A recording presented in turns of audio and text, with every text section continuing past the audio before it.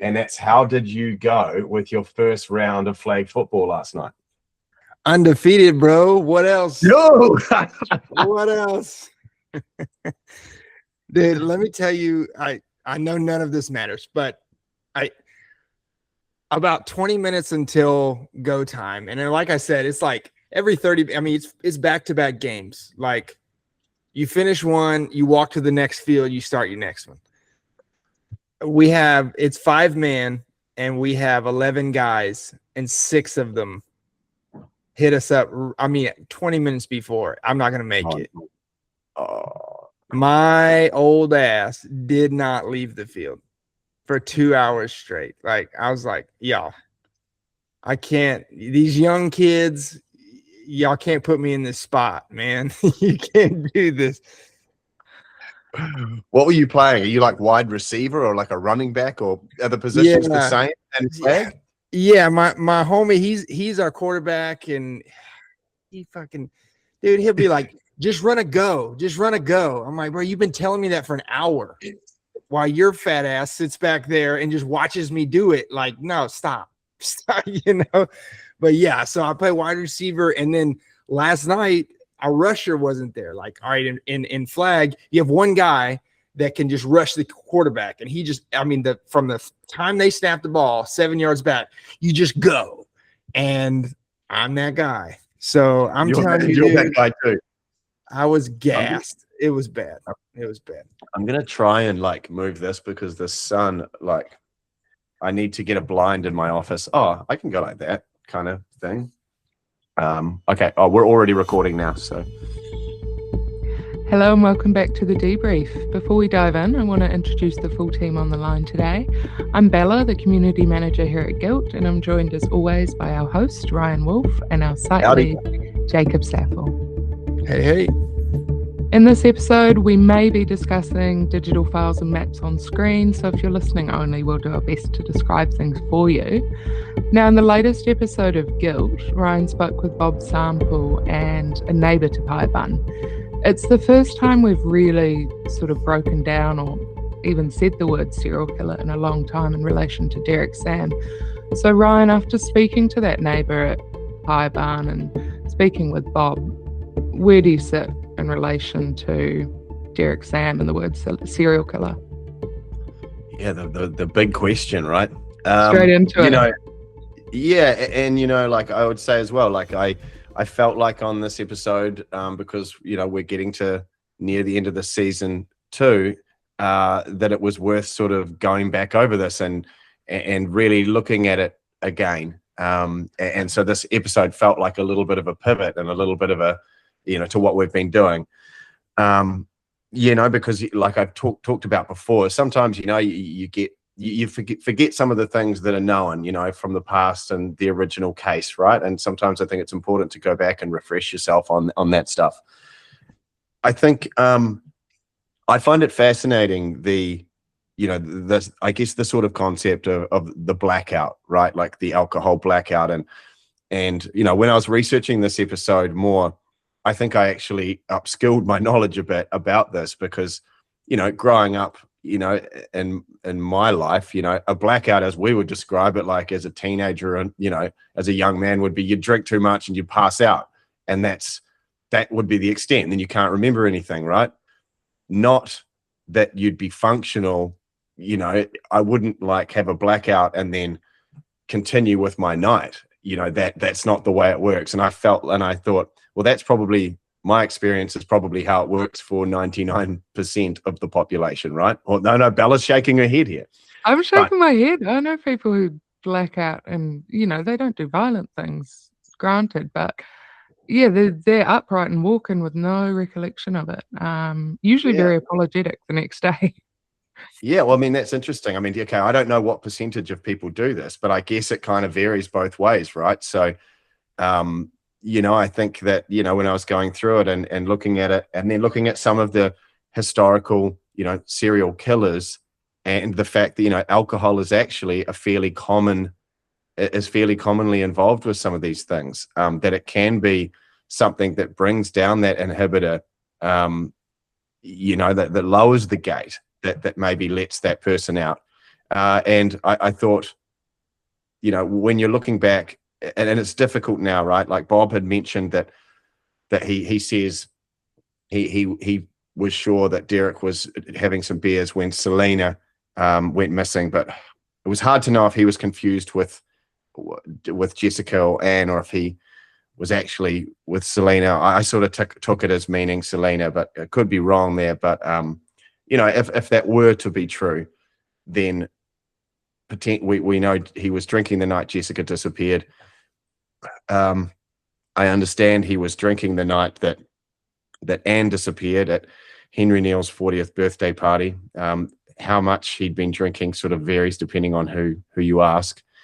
You know, and if he was also drinking the night or the day Selena disappeared, if that were true, you know, I mean, it felt like we're starting to see a pattern here. And when you line that pattern up with him also being at each of these periods estranged from Mia at that time, you know, you start to see a pattern. And I think that just became more obvious, I think, when I went back through and I looked at that again, and you can start to see perhaps why the police have, you know, always, you know, felt that.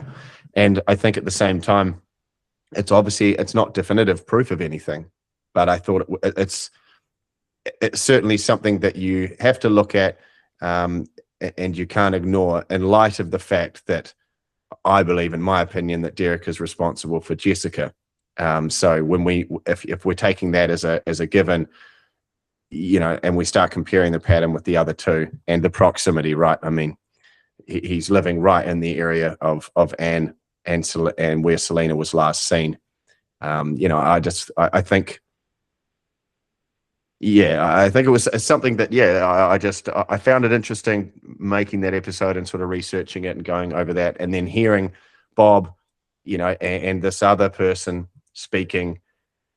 I think that's what makes it hard to process, right? You think of a serial killer being someone who's something out of the norm, but that's sort of not what's described at all. Just a polite, normal guy. But then it's the alcohol blackout and the change from, you know, the Jekyll and Hyde thing. Yeah, what's your take on it?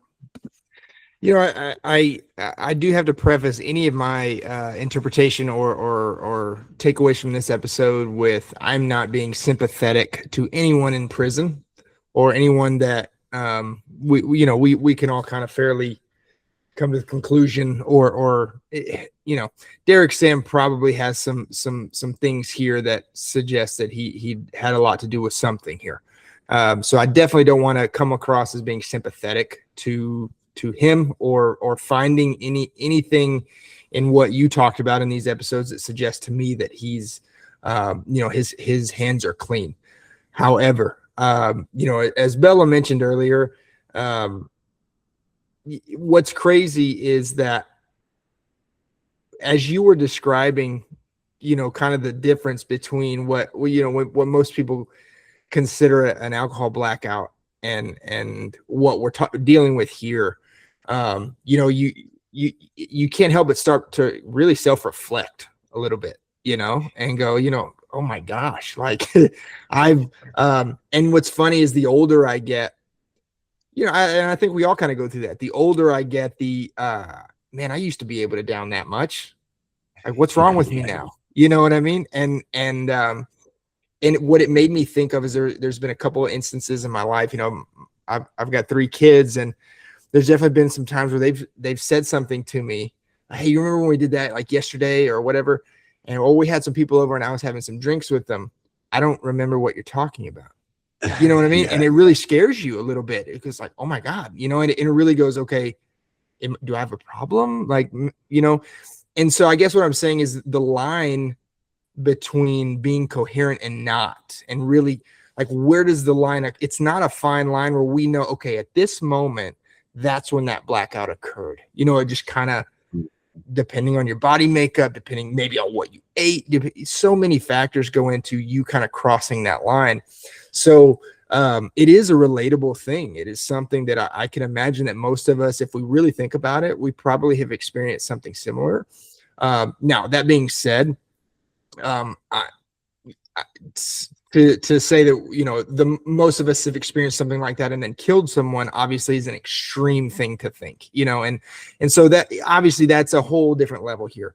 But there is something there where what was also interesting to me in that regard was, and I believe it was Bob Sample that said it, was that there was some restraint that he remembered Derek having, you know, and being able to be like, yeah, I'm not good when I drink. That awareness is interesting to me, you know. Again, it doesn't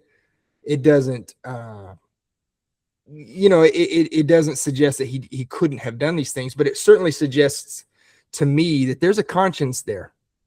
And so if we're really in the same conversation as it, you know, talking about Derek Sam and his actions, if we're really talking about what is a serial killer, man, it's really hard for me to really bridge that gap. If you have those kind of character testimonies, so to speak, you know, like, that's not saying he's a perfect guy, but he certainly knew that he had a problem. Do you know what I mean? And if he, and does the serial killer care? Right. Yeah. You know, you listed off some serial killers there and some traits that they had and some of the profiles that they drew up based on these guys. And that was almost used as an enabler of sorts. Alcohol was almost used as like, I've got to load up a little bit so I can do what I want to do. And he didn't come across that way, certainly from what they were saying. So that's telling to me. That's really interesting. It doesn't remove him from the Jessica situation, but I think it does broaden the gap for me as a listener and for me from the outside looking in between him and the other two women that we're talking about in this season. Yeah, I think what's interesting for me is that I always sort of had this feeling that, you know, if Derek did this and if he, you know, and with Jessica, and if he had been, you know, really intoxicated these times to the point of blackout, I always found it a tough thing to understand how he could potentially murder 3 women, dispose of the bodies, not leave virtually a trace of evidence, and not have a body found, and never, you know, in these cases, and in particular with Selena and Anne, you know, there's literally just no trace at all. They just disappear off the map.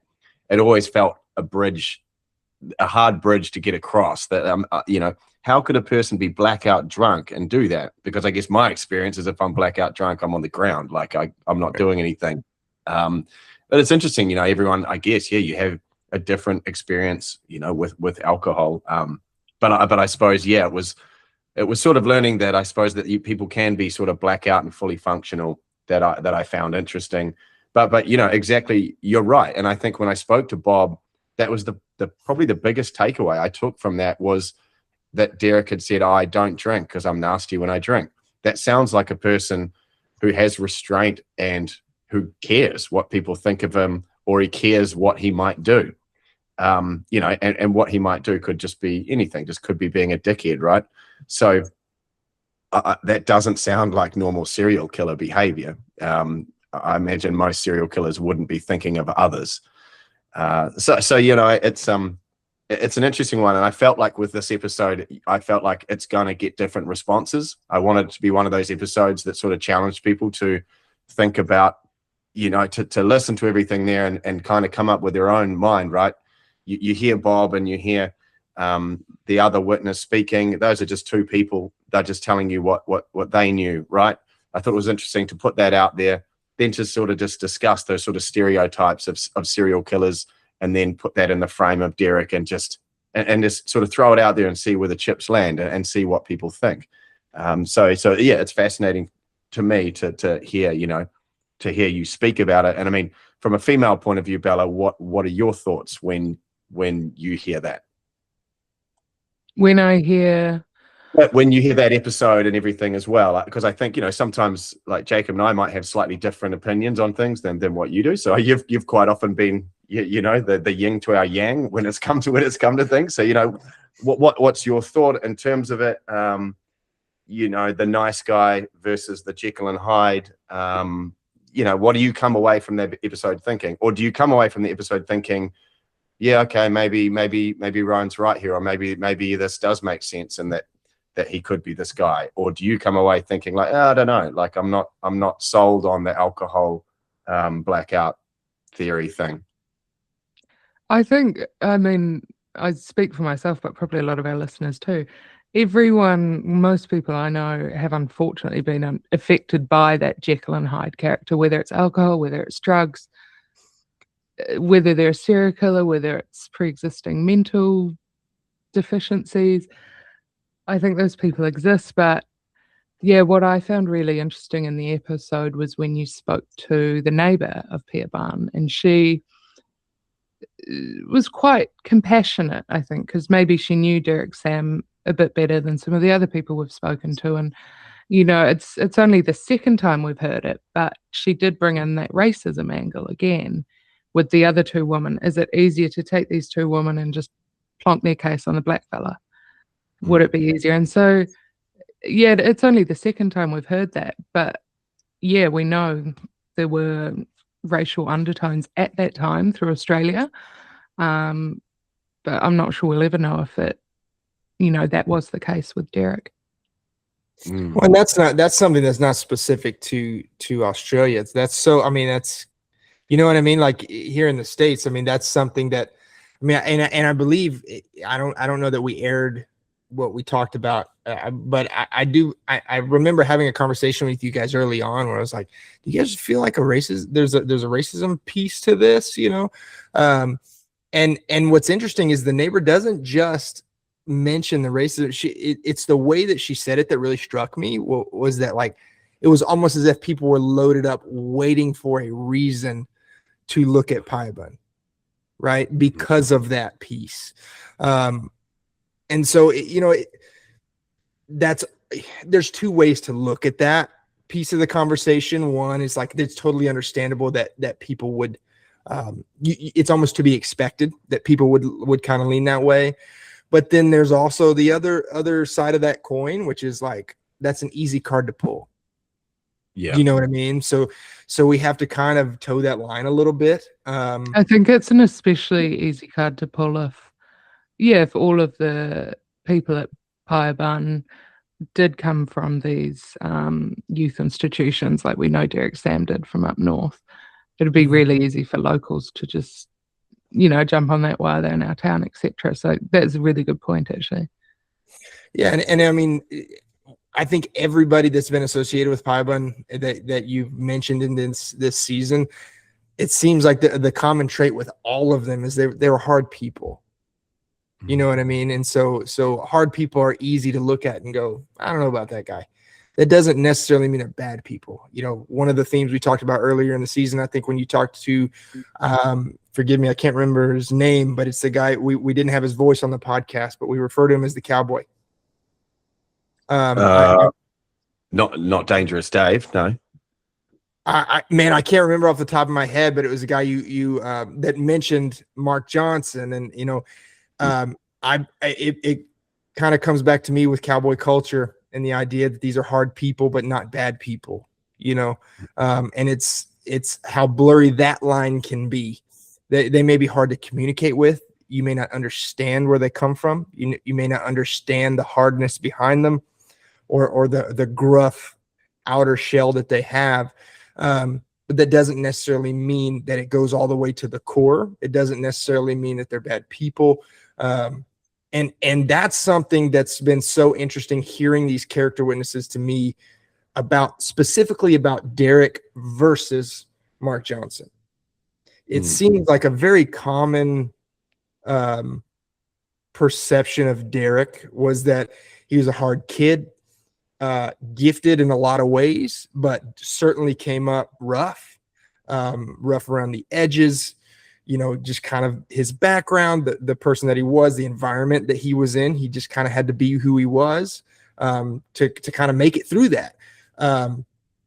However, he never, I hear over and over, he doesn't strike anybody as a bad kid, or a bad dude at the time. It's always, it seems to always come back to, man, he was respectful. He knew what he was doing, Was it all an act? Was he so smart that he was playing everyone as this quiet, hardworking fellow who doesn't say much because he's planning it all out in his head. And that's also a great point. My initial gut reaction to that point would be, man, that's quite a con artist. Do you know what I mean? Like there's some serious calculation there. Versus it really, man, I can't deny it. We've kind of heard it over and over from a lot of people. The sharp contrast between how that hardness goes to the core of Derek Sam versus how it goes to the core of Mark Johnson. Mm. And we heard it in this episode, man. And gosh, what a damning statement to make, that if I could label any of them as a serial killer, it would have been Mark Johnson. Right. And that statement was made this episode. And that's obviously no evidence of anything, but what an interesting statement to make, don't you think? Yeah, I you know, as she said that, I felt that hit, right? I was like, you know, the way that led in, you know, talking about serial killers, and then the way she led into that sort of statement, and I thought, wow, that's gonna hit pretty hard, especially for people that are already thinking about Mark Johnson. You know, it's one of those things with him. You know, I think he was, depending on who you talk to. I mean, hey, I haven't come across anyone that said, hey, I liked him, he was a good guy. Like, that's not what I've heard at all. But there's been some people that have certainly made that next leap, right, with him. But, you know, it's just interesting that name just sort of came up again and again. And I think it was interesting what Bob said as well about how he said Mark always had a chip on his shoulders about whiteys, as you know, as he called you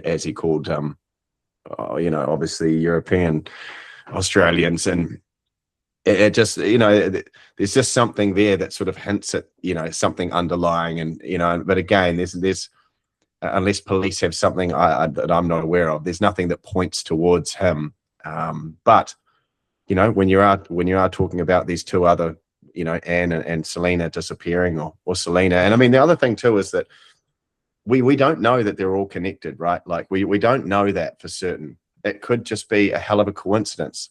You know, Selena could, who knows, you know, like maybe could Mark have done something to Selena? I don't know. And Anne is something different, and Jessica is something different again.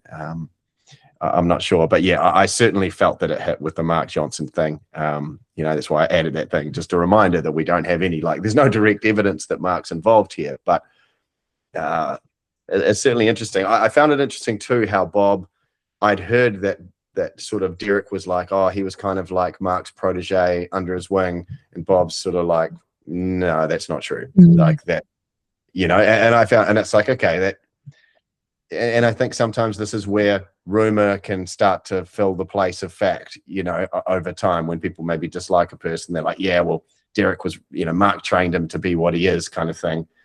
You know, but, you know, no, Bob's like, no, that doesn't make any sense at all.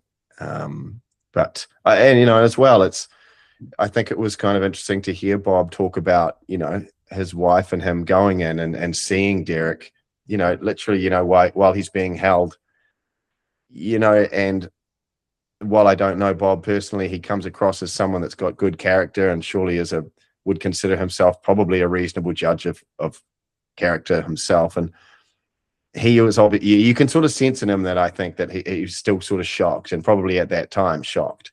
And I think when I went to Crystal Waters at one point, you know, that there are a couple of people talking to me had sort of insinuated that perhaps Bob and his wife still aren't sure that Derek is responsible. It's only because they're being told, like, nah, he has, that they're sort of accepting, okay, well, I guess, like, but, you know, and I think that's where you end up with the tough element of this case, is that it's not obvious. It doesn't make sense.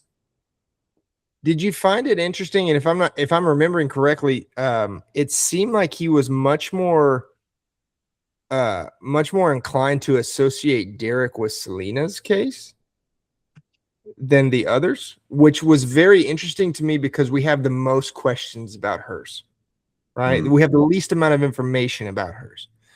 That could just be him you know, it's been a long time and kind of remembering kind of thing and kind of blurring some lines there. But did that strike you at all that he was kind of more inclined to lean toward the Selena situation? Yeah, that caught me completely off guard.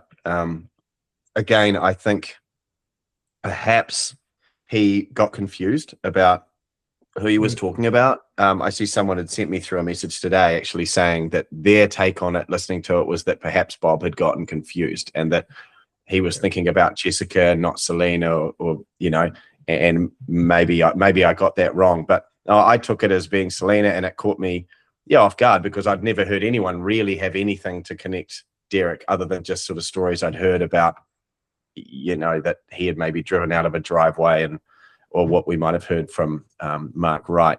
So yeah, I did find that interesting that there was that connection, because it makes you think, well, if genuinely he thought that Derek was responsible for Selena, and we feel pretty much 100% he's responsible for Jessica, I mean, now you're at a point where you're like, okay, that's you know, I mean, it's not hard to draw a line between the three cases if you've got two, sort of thing. But again, I just sort of felt, and I think I even said in the episode that we can never prove this, and this was sort of my way of saying that I'm just not sure. We can't place too much weight on him saying that about Selena, because I just wasn't quite sure if he was just sort of getting confused there. And Bob made it clear that sort of we had that chat, but there's not going to be any more chats to go back, right? So I can't really go back and press him for more.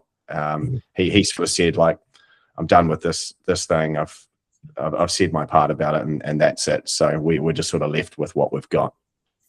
Now, forgive me, I've forgotten the name of the man you spoke to towards the end of episode 13, A Woman's Scream. That man was fairly certain. It sat with me on the episode. I think Derek killed her and fed her to the dingoes. Oh, right, yeah. Did that man know Bob Sample at all? Could there have been, just within the friend group, just discussing it, and that's the theory they settled on? Maybe that's why it was so in the forefront, Selena and Derek connection. Yeah, I don't know. I think everyone around there knows Bob Sample. You know, he's a legend in those parts. You know, not just because he founded Crystal Waters, but he's a legendary horseman. Him and his family. Yeah, I hadn't actually thought about that connection. Yeah, I think that John, the one that you're talking about, the one that heard the scream in the bush, right? Yeah, not Greg, but the other one in that episode. Yeah, top of mind because I've been cutting reels for social, but that sat with me. I think he fed it to the dingoes. That was a really interesting line that we sort of just moved away from. Yeah, I think. I suppose it was so speculative you don't really know, but actually something that was interesting. Yeah, and I don't know if this came out in the podcast or not, but that, you know, Derek he had a real affinity with dingoes, and this is something in Aboriginal culture that there is a real connection with dingoes. But apparently, yeah, that Derek had a real affinity with dingoes, and he would go up into the bush and feed them. And I don't know exactly, but just another part of his character, which is kind of interesting. So if you don't know what a dingo is, you have to look it up. But I guess you would describe it as a small sort of dog that roams in Australian bushland. They're not normally dangerous at all. They won't generally like attack you or anything like that. But yeah, just an interesting element. I mean, yeah, I think sometimes, you know, people will jump to some pretty wild conclusions when they're thinking about what a person might have done with a body. And I mean, top of the list will always be they fed them to the pigs, or they put them through a meat grinder. I always hear that in a case that I'll work. You know, and I suppose feeding to the dingoes, you know, that sounds like something that might fit into that category, I think.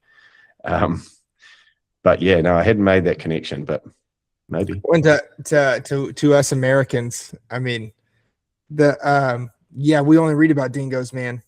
You know, it could be like a coyote for you guys, like right. That's what I relate it to. That's what I related to for sure. But I can tell you, no one's feeding bodies to coyotes. I can tell you that, you know, because they eat more like trash and rabbits. They're not eating people.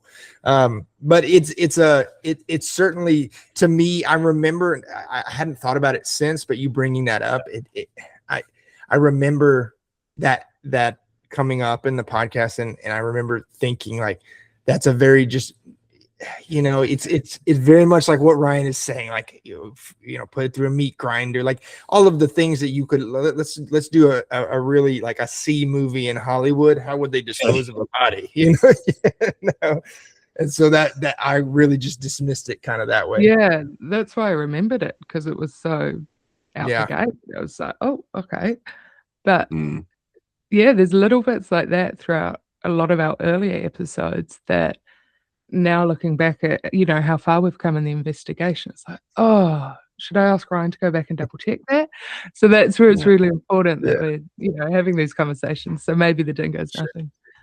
It's an interesting thing though as well, because, doing this it's quite, it can be kind of valuable because, what happens with an investigation is sometimes it can have kind of like a linear sort of path to it, right? And you're kind of going, I mean, this one has sprouted off a bit, but you kind of go forward and you don't often go back, and sometimes you can forget things, or just there's things that happen in the past. And I mean, God, this podcast has been, it's well over 6 months, by the time I took a break for a few months there. And it's good sometimes that you bring something up and I sort of think, oh shit, yeah, I forgot about that. Like, and we're a small team, right? So we don't have we're not Scotland Yard. We don't have hundreds of detectives here working that can remember all these little things. So, and in saying that too, it's good.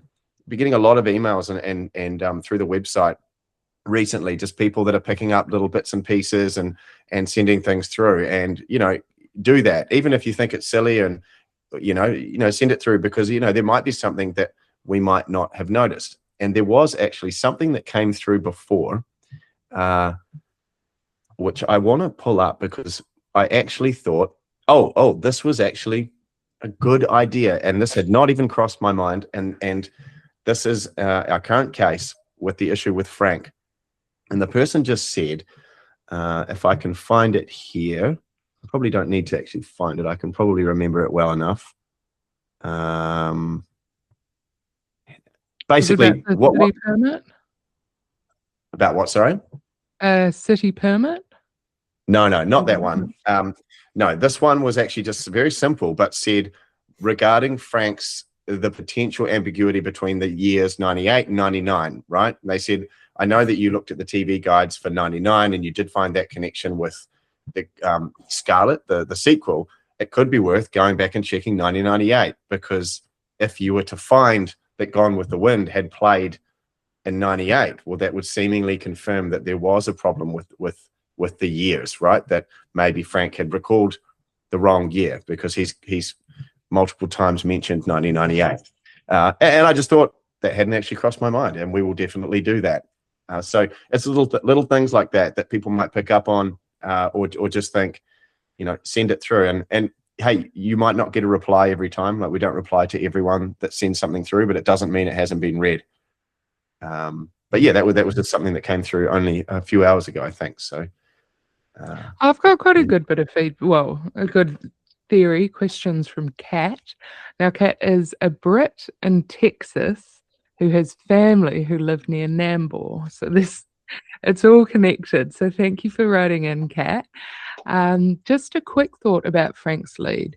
With the house where he replaced the roller door, would the city have needed a permit to switch out a door like that? Her city in Texas needs permits for all external work. Jacob, you're nodding away. And where did Frank get the new door? So if he picked it up in a tip or municipal dump that closed in 2001, for example, it might tighten the time frame. Or another example, a household supply company that ceased trading in 2002. Apologies if Frank stated it and I missed it.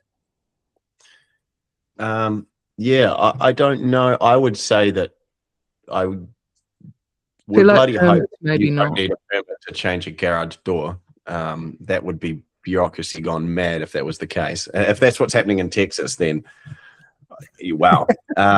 I don't believe you would need a permit to change a door like that. And in terms of the second part of the question, so my understanding, Frank ran sort of like, one of these scrap yards where people bring in all kinds of stuff, and you have like a yard just full of all kinds of things and sheds and stuff. And I'm sure at the time he probably would have had a record of everything that came in. I'm sure they're required to do that. Maybe not back then, but in terms of where he got it from, I would assume it just would have been, someone's brought something in, but I don't know. I'm not exactly sure. And that could be something to look into further in terms of trying to find that detail, because I know when we looked last week, it didn't appear obvious to us that door had actually changed on that house when we were looking at that street view. And it's something to consider. I think we looked, we looked at some historical maps too, and it seems like that area immediately around that house has developed significantly over time. And I can imagine any sort of regulation like what she's talking about. The more developed it gets, the more those regulations come into play. And at the time, at least as far back as we were able to go, it wasn't crazy developed. It's certainly not near as developed as it is now. So I can imagine that kind of permit would have, especially at that time, would have been a lot. Because I know of places like in Texas, like what she's talking about, where they do really rule with an iron fist a little bit when it comes to that kind of stuff. But then you have like, I live 40 minutes outside of downtown Houston, and the only inspection I needed to build my house was my septic system. So I just do whatever I want outside of that. So it really just depends on how developed that area is. And judging from our historical data on that one, I can imagine even in, across the world as it is, there wouldn't have been anything like that. Interesting. All right, let's roll into one from Stephanie now. Listening to the podcast, my take from it so far is that maybe Derek, under the influence of alcohol, killed Jessica and not the others.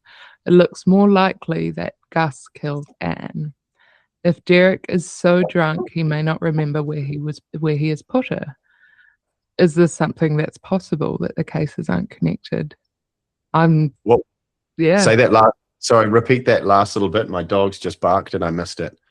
Is this something that is possible, that these cases are not connected?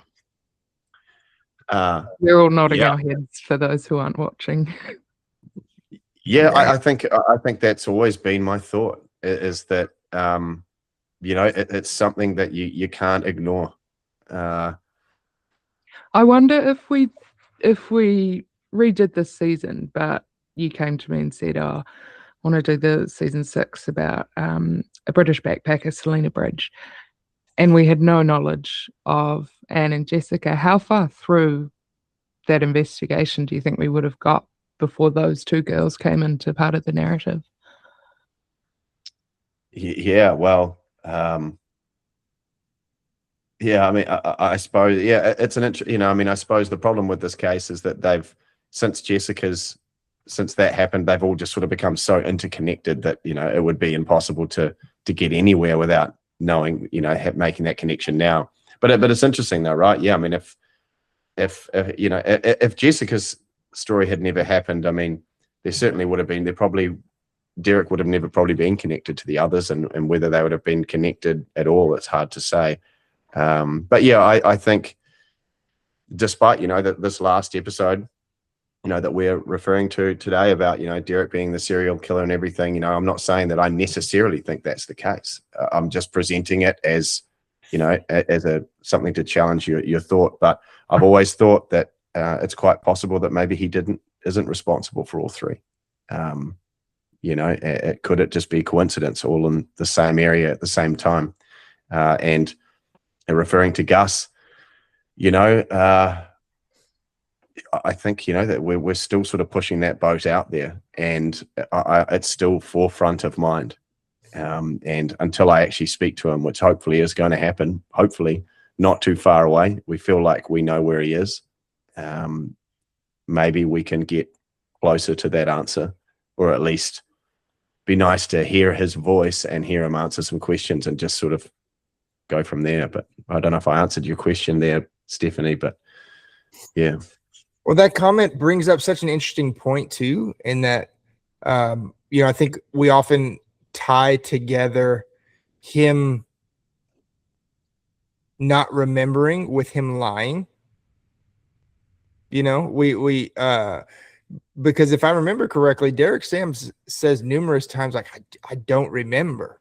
There are numerous questions that he's asked where he it's not that he denies it, right? It's not that he says, no, I didn't do it because here's what happened. The answer was, I don't remember. And it's easy to take that answer and tie it with him lying about something. Whereas, approach it differently. What if the possibility is that he's not lying? He doesn't remember. That doesn't exonerate him from the possibility of him committing the act that we think that he did.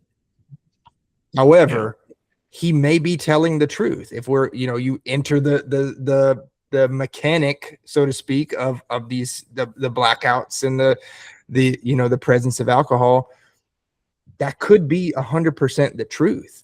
And if that's the case, honestly, in my brain, that's worst case scenario, because what scenario gives you the least amount of closure for anybody involved with this situation? It's that one.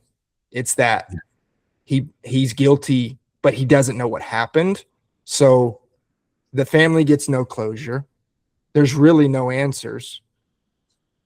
And on top of that, you have a guy that's guilty, So, that is truly, to me, is a worst case scenario in this situation, but it also is not so cut and dry that, he's lying, right? Mm-hmm. Because he may not be. And I think I referenced that in this episode, right? That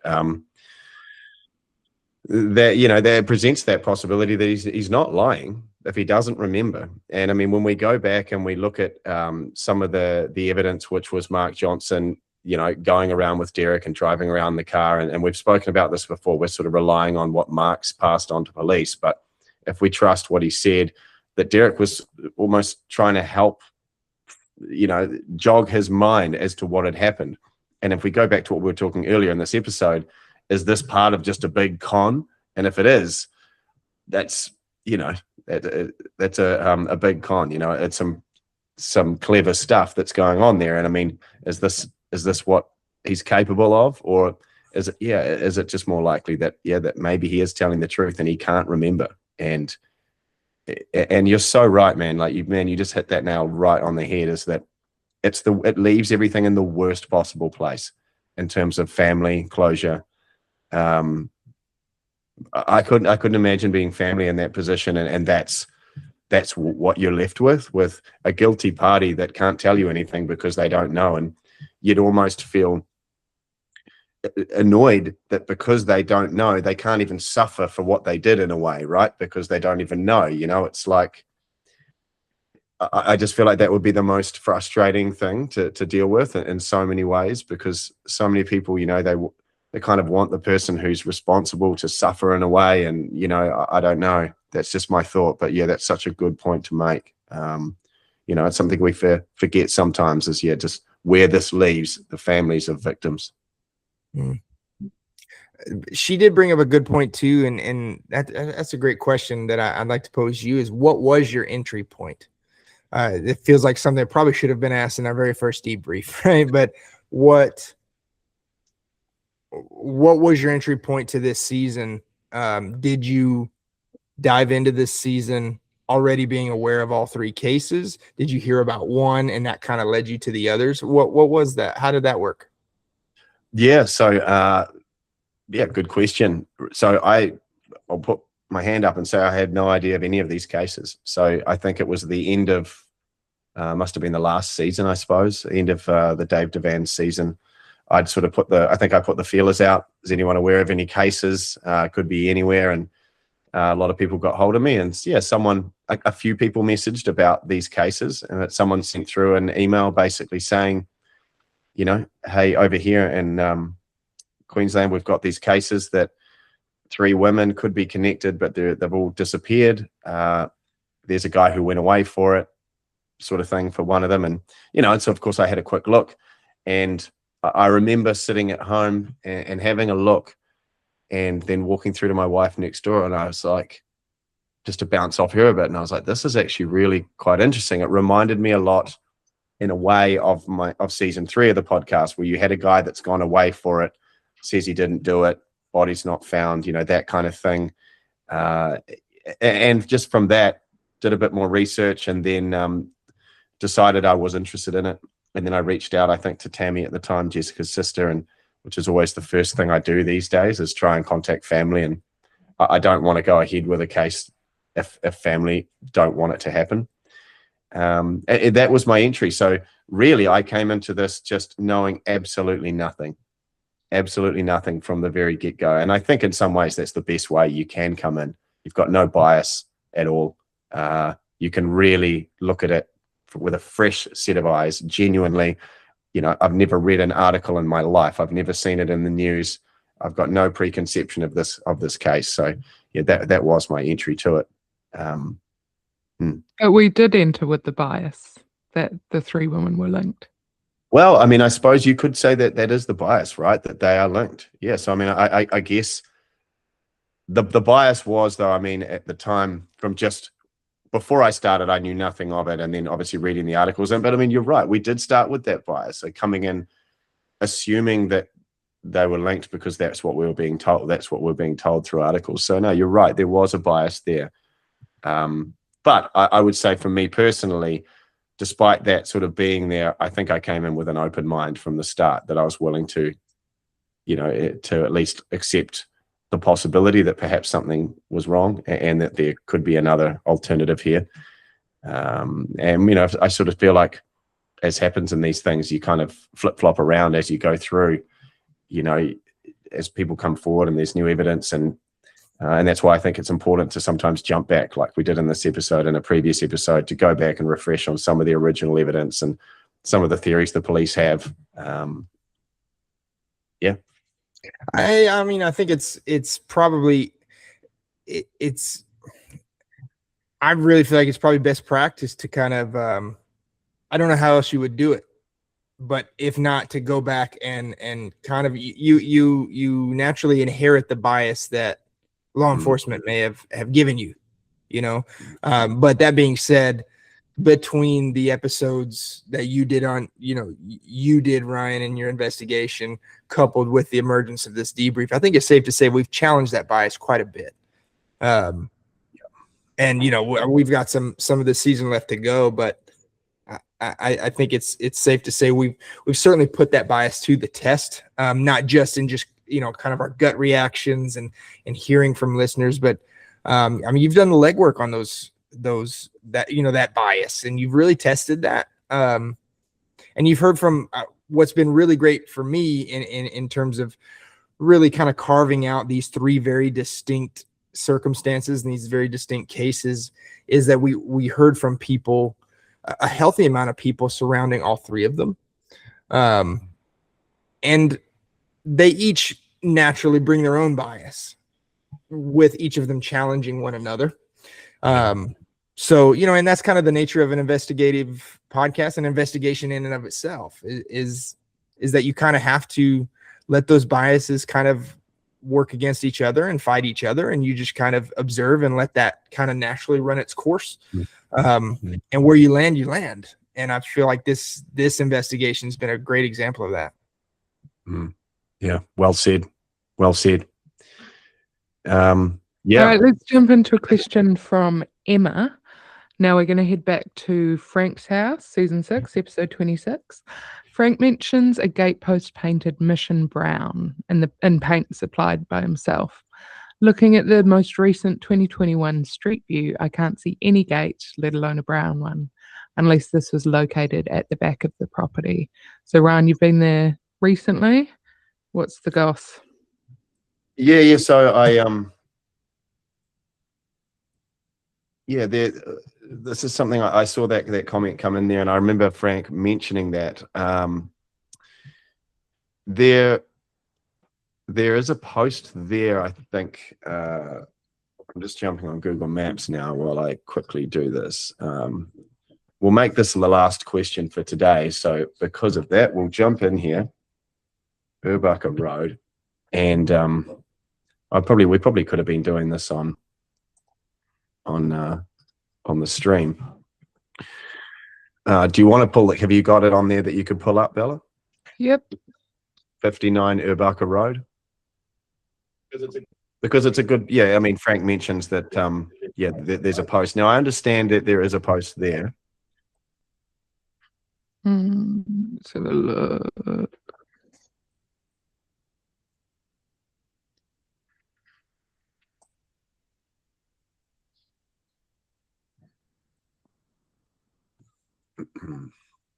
Yeah, and just a reminder that, yeah, we're pulling this up on YouTube now to have a look. Other side of the street. Flip it around. Okay, and it's the next house to the left. I think it's there. There we go. So it's actually kind of hard to see at the moment because there's that hedge there. But thinking back to the historical imagery, I don't recall seeing a yeah. How far back can we go here? Let's have a look here. There is a post there. Is that just the mailbox? And then if we go up,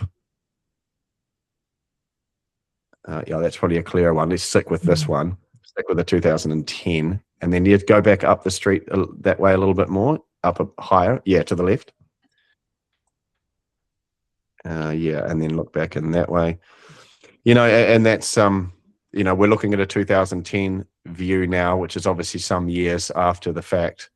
But you know, there's no fence there and no gate and no post. There's a post there that a letterbox is sitting on. But at least in 2000, go back to my botanist roots again and say that those are fairly fresh trees that maybe replaced a fence. Could be. That, I mean, that's true. We're looking at 2008, so we're basically a decade later. Those trees that we're seeing probably look to be in the 4 to 5 year old range, maybe. Unfortunately, that's as far back as we can go on the street view. But you have to refresh my memory. But does Frank say when I'm speaking to him that the post is still there today? I don't know. Don't believe he does, no. Okay, maybe something for the next episode we'll have to review. But yeah, it's the mystery of this lead, really. You know, it's tough. A lot of these houses have changed, the neighboring houses and so on, and yeah, at this stage, I think as far as with Frank, he's at a bit of a loss too, but he's still very adamant that that's the house.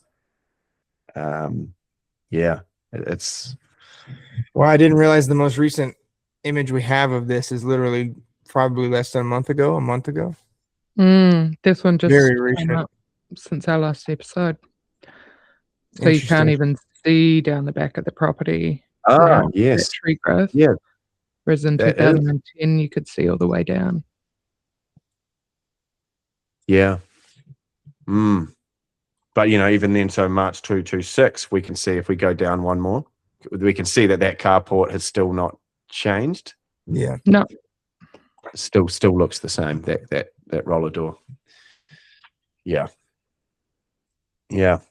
More work needs to be done on that one. Then I think, you know, certainly what I want to do is sort of compile a bit more of this stuff, some more of these details, and you know, and go back to Frank with it and see what he sort of has to say. It's, you know, it's also a consideration that Frank's nearly 90 years old now, and he's fairly frail, and I'm cautious to not overly stress him and you know, within reason, go back and, you know, like, I don't want to go back and say, you're wrong, you've got this wrong, you know, because I feel like that could put undue stress on an 88-year-old man, you know. So it's just about managing these things and sort of just asking sort of politely when I can. So I think before the culmination of this season, you know, I'll go back and try and just sort of wrap it up with him, I guess, and say, look, this is where we're at, this is what we've got, and what do you think? Like, what's your final thought here?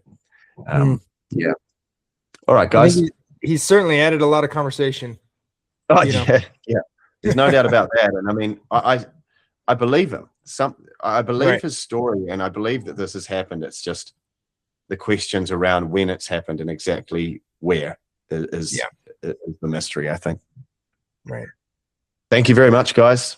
Thanks, Jacob. What's the time there? Late? Just about midnight. So yeah. You look tired, man. Like you look like you've had a long day. I know you have had a long day.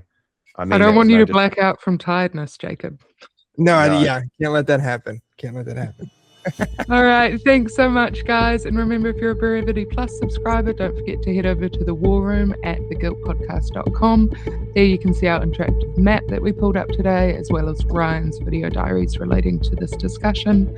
We'll be back next week. Until then, take care.